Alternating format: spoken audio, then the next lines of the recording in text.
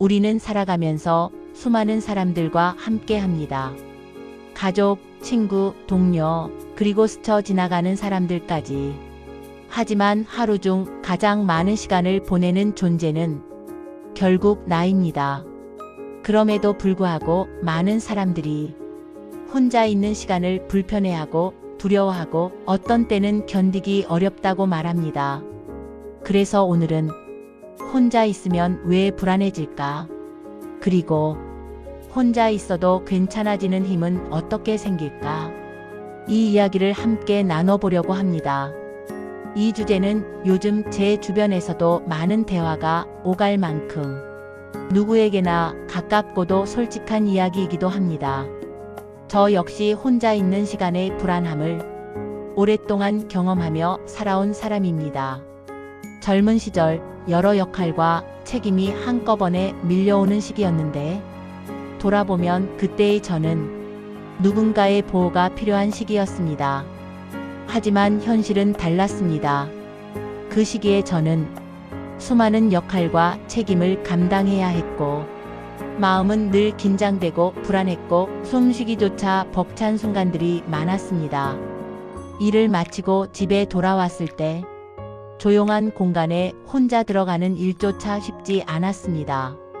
문을 열기 전 차 안에서 한참을 머물며 마음을 가라앉히던 장면이 아직도 기억납니다.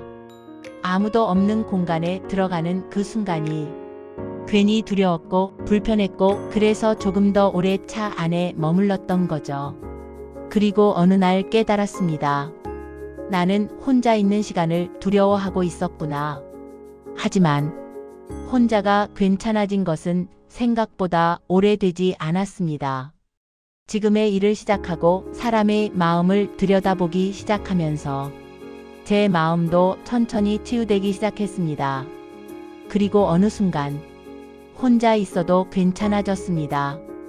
혼자 밥을 먹어도 편안해지고 혼자 걷는 시간이 오히려 나를 회복시키는 시간이 되었습니다.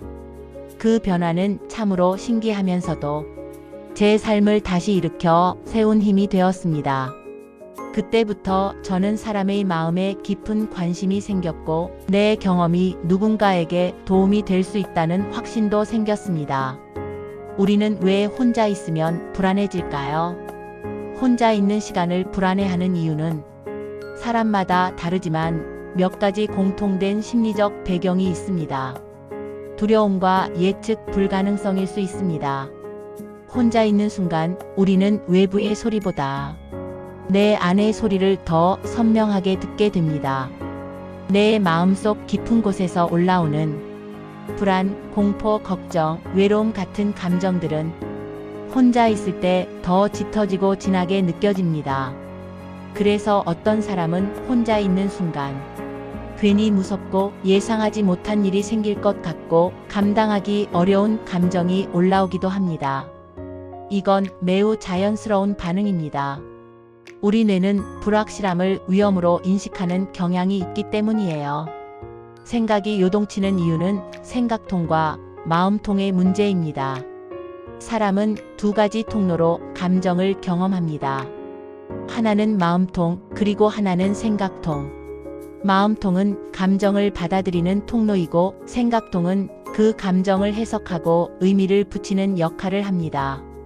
문제는 혼자 있을 때 생각통이 더 활발해진다는 점입니다. 머리가 쉬지 않고 돌아가고 작은 사소한 감정도 크게 확대되고 결국 생각의 소용돌이에 마음이 휩싸여 버리는 거죠. 이때 감정은 현실보다 더 크게 느껴집니다. 나는 괜찮은 걸까? 내가 잘 버티고 있는 걸까? 혹시 나에게 무슨 일이 생기진 않을까? 이런 생각들이 마음을 불안하게 만듭니다. 우리의 뇌는 정막을 불안으로 인식하는 뇌의 특징이 있습니다. 어떤 사람은 조용한 곳에 있으면 오히려 더 불안해짐을 느낀다고 합니다. 이유는 명확해요.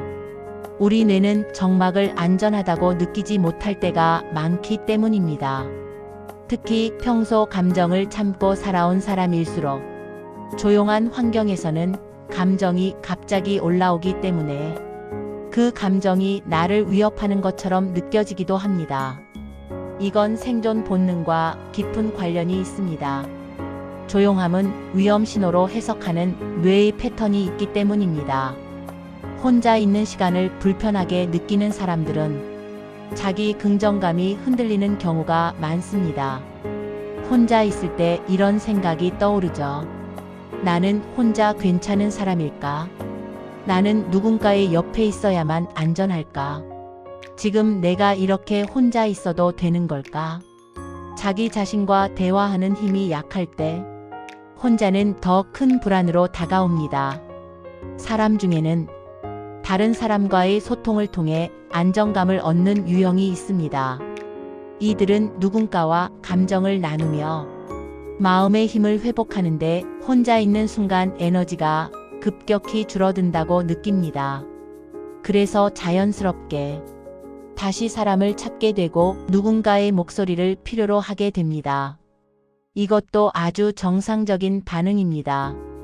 우리는 모두 연결을 통해 살아가도록 만들어진 존재이기 때문입니다. 혼자 있어도 괜찮아지는 법을 발견하면 회복의 시작이 되는 것입니다. 혼자 있는 시간을 두려워하던 제가 조금씩 회복하게 된 과정은 그리 특별한 방법은 아니었습니다. 하지만 그 과정은 분명히 제 마음을 바꾸는 힘이 있었습니다. 혼자 있는 시간을 연습으로 바라보기 시작했습니다. 처음에는 이렇게 시작했습니다. 언젠가는 반드시 혼자의 시간이 온다. 그 시간을 잘 살아가기 위한 연습을 지금부터 해보자.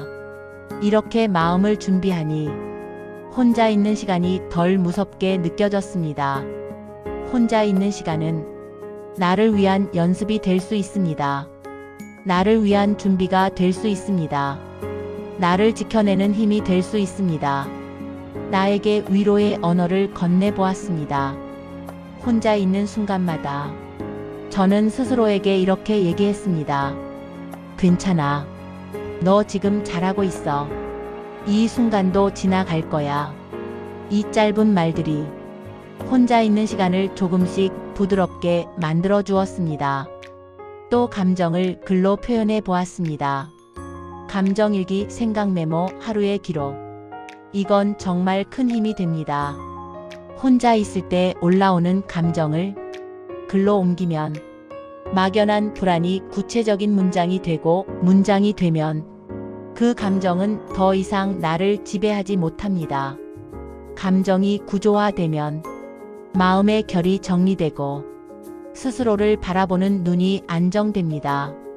마음을 단단하게 하는 말은 곧 안정감 선언입니다. 혼자 있을 때 이 말을 자주 해보세요. 지금 혼자여도 나는 안전해. 나는 나와 함께 있을 수 있어. 처음에는 어색하지만 반복할수록 내면의 뿌리처럼 안정감이 자라납니다. 혼자라는 시간에 새로운 의미를 둡니다. 혼자 있기 힘든 사람은 절대 부족한 사람이 아닙니다. 혼자 있음을 견디지 못하는 사람이 아니라 아직 자기 마음을 돌보는 방법을 배우지 못한 사람일 뿐입니다. 우리는 모두 자기 마음을 돌보는 법을 배우는 중입니다. 그리고 이런 이야기를 함께 나누는 것, 서로의 마음을 들여다보는 것, 혼자라는 시간의 의미를 다시 배우는 것. 이 모든 과정은 우리가 더 단단해지고 더 따뜻해지는 과정입니다. 혼자라는 시간은 나를 잊는 시간이 아니라 오히려 나를 다시 찾아가는 시간입니다. 오늘 이 이야기가 누군가에게 작은 위로가 되기를 바랍니다. 혼자라는 시간은 나를 잊는 시간이 아니라 나를 다시 찾아가는 시간입니다.